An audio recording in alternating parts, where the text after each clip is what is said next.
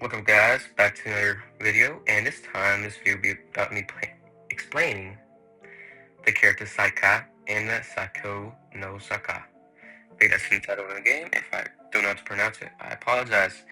We will be explaining to her backstory, her storyline, how she dies.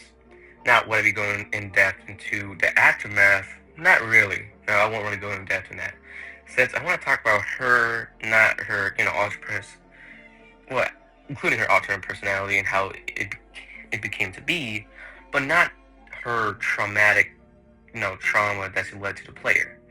Akira, which led her down later down the road, gave him dreams, vivid dreams about her. That isn't her. That's just something that he had in his brain. Now, yes, it does involve around her, but I kind of want to talk about the canon version of her, the one that gets killed at the end of the game, and the canon ending where she just gets glass swords at her. Okay, let's drop into it. Sayaka has always been a character I always want to talk about, and I want to ask you one question that I want you to answer at the end of the video, which is he a horrible person, or is he a victim? Or halfways, where she is partially to blame, but not really. Is he kind of horrible though? Is he kind of horrible? But at the same time, I see Loki gotta get excused. You understand what I'm trying to say? Okay, let's start it. Throughout the story, Saika was I'm pretty sure came from a rich family, alongside had a father, and not really much of a mother. I'm pretty sure she died, or she just wasn't part of her life as much as the father. But the father kind of got sent to prison due to one main thing. He killed a person. He killed someone. Now, I'm pretty sure it happened when she was kind of young, kind of late into her childhood state, which left a big mark on her. Knowingly, she saw her father becoming a psychopath and someone that she looked up to, just overall killing an innocent person. Not innocent person, I don't know much about that, in cold blood, which led her to go into her stepmom, which forced her to move away from her original school, which I'm pretty sure she even had a friend there. She was having a good time, but then, of course, led to her going to the new school, where she was kind of like, the stepmom abusive behavior was not helping in this case. It actually made her multiple personality, personality wise, which is something that we encounter in the game.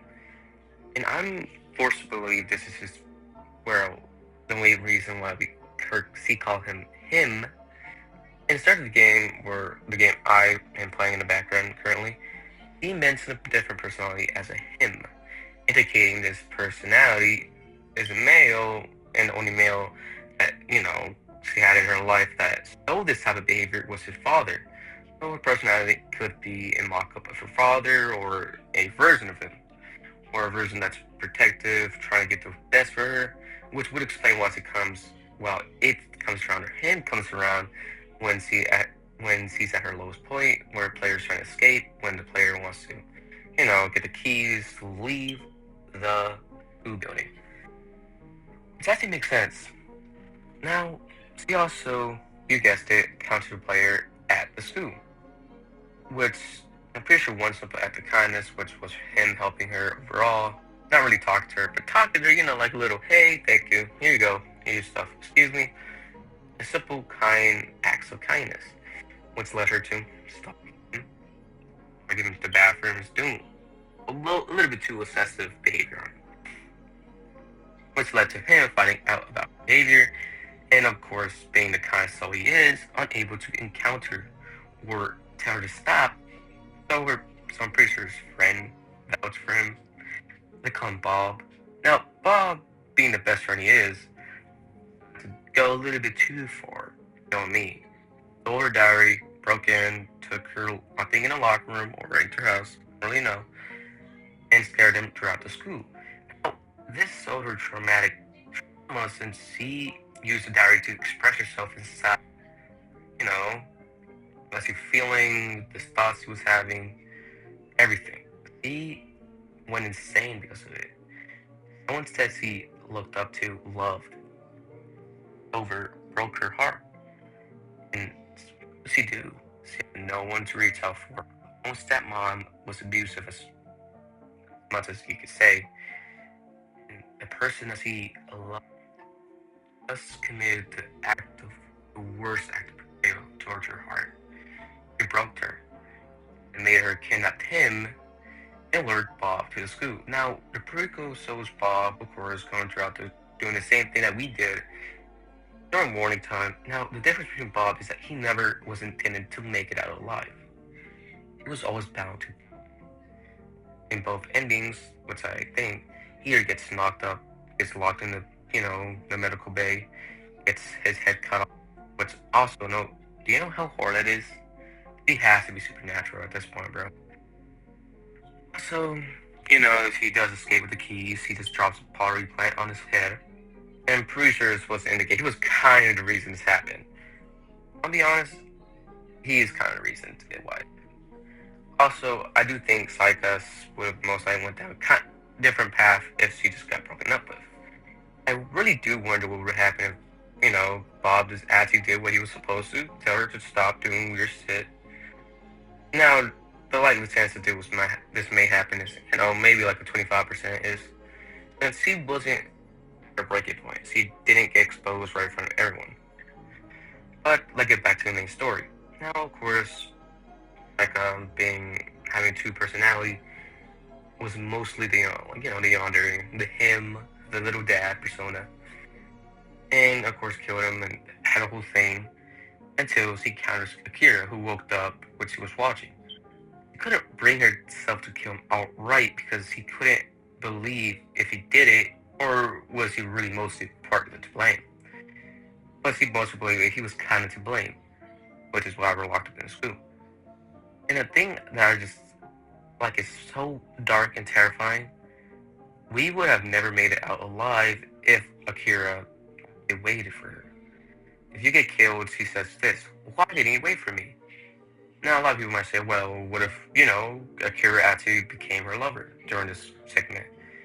It would have never happened since we all both know what would happen to her. See, we went to prison, and that she at least knows. I mean, she literally had a traumatic event of involving her dad killing someone. Or she fully committed to killing someone. She has nothing left to lose besides. And she knows she doesn't want the players to get a new girlfriend or nobody. So my third theory is that she was going to, take them both out. Or they both technically have a happy ever after. And I feel like to me, that's the most scariest thought since the player, or the kind of person he is, stayed and allowed himself, be with her. What if this ended up getting killed either way? Most likely, definitely in a different horrific way. And it's just that thought, the idea, just really scares me since she's so unpredictable in the game too. 1 second she's stabbing you, 1 second she's looking at you saying sorry, or stalking you like a little mouse. She's a cat. Pretty obvious the yandere side of her doesn't really adore the character as much as she does. He views it as a game. He views it as a toy, as the mouse. Where we are you guessed it, the mouse, since he's a cat. She hide behind walls, and when her alternate personality takes place, he would try to sneak up on the player and surprise them to stab them. Now, let's talk about whether or not she's a horrific person. If it is, it depends on you. There's two sides to the argument. Yes, she is a horrible person in some way or form, but she is a victim at the same time. But I do believe that she's kind of a horrible person. She could have stopped this from happening throughout the whole game. She had the power to simply lock herself in the room and, allow the player to escape. But she didn't. She didn't help him. And in fact, wouldn't handle the idea of the player wanting to leave and want to escape. And didn't really care about his side of the argument. He only just viewed that he must have betrayed her. Kind of not, asking him what happened, where it was his fault. Only come to conclusions and not really taking his side. Because Bob, clearly as they like, he's the one who did it. But if she was so obsessive over him, how does he not know it was not him, or he had the guts to even do it? It's like, he's so nice. I like the chance he really is like, your boss.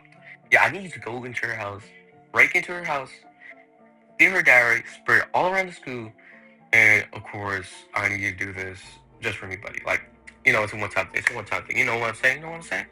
No, there's no way in hell that he just really said that to him. If he did, I don't know. He might low-key be like that. I don't know. But on a realistic note, I do think in some way or form, he kind of knows deep down he wasn't at fault, but knows he went too far, killed a guy, and kind of knows he's next. Or, he's next. Yes, he's next. No matter what, he was never bound to get the happy endings he wanted, learned for, or yearned throughout the game. And besides throughout the game, the ending. The canon ending is the player leaving, and of course, her getting stuck halfway through the glass door. I also want to note, I feel like to me personally, the emphasis of her being halfway stuck in the glass door and dying is kind of, her half version of herself, getting stuck with the player, and the other version being stuck at the school. The real version, the one that the one that was kind to us, gave us medicine, we're down, the version that was left behind. That's the version, that's the kindest version that we never would ever see, unless, besides that one zombie version of her, but we don't talk about, well, we do talk about that one a little bit. Most of her other personalities, the evil one, the him, takes over, and most notably give the main character nightmares. I do want to point that out since it's kind of interesting concept that you get halfway stuck in the door, bleeds out to death, and of course that traumatic experience with the player. And the dark, an idea that player is just, and the fact that it's bad, is something that you never really thought about. You do think about it. Well, guys, do I think she's entirely a horrible person? No. I'm not on that side, but do I think she's a victim? No, she definitely has many chances to change, but not really she's a victim. Of course, main question, do you guys think she's, or do you guys think she's a victim? Do you guys think she's, halfway there? Drop your opinions down below. I might, make these videos more often since it just feels more natural to me. If you guys like this video, I didn't want to take too much time. I might go over the other characters since I do got a lot of gameplay footage. And I kind of didn't record audio, and the saying is, when God gives you lemons, you make lemonade. So I decided to make this and simple. I can think properly, and I can make a script, so I won't have to make this stuff. See you guys in the next one, and I'm surprised 13 minutes, that's pretty good. Yeah. See you guys. And sub and subscribe to Trollage Explanation. Bingo is his name. I don't know why I said that, but Bingo is his name.